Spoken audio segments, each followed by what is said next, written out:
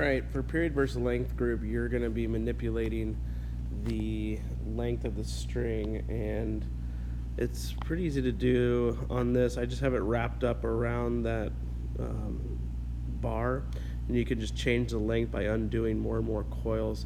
You're going to want to exhaust the full length of that string to get the biggest range of data you can. So produce the smallest pendulum you can make out of that string, so wrap it all the way up, and then produce the longest pendulum you can make with that string. There will be a final data point that you'll use with a bigger string, and I'll show you that next. So the last data point that all these groups will need to have is using this string that is tied up to the ceiling, and you'll just put your actual hanger right on there and swing it back and forth. Try to produce roughly the same angle that you've been producing, so it's pretty consistent.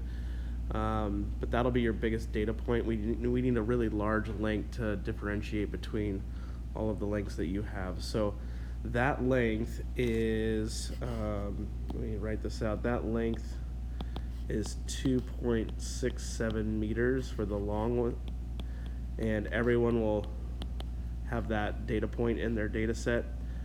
But then the others you would do just by like we said, unwrapping the string just more and more times around here to change up the lengths here.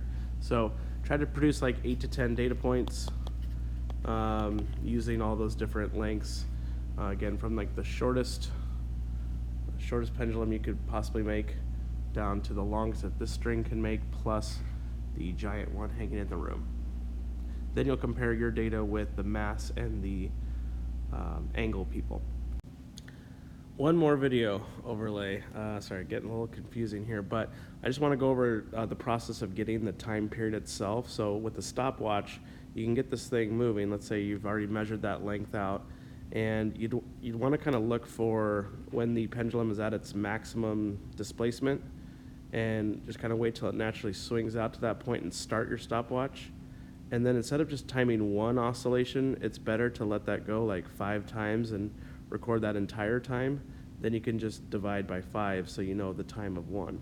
So for instance, if I let it go from there, I'd start the stopwatch now, 1 cycle, 2 cycles, 3, 4, 5, and stop the stopwatch. Then I can just take that total time divided by 5, and that should be a more accurate reading.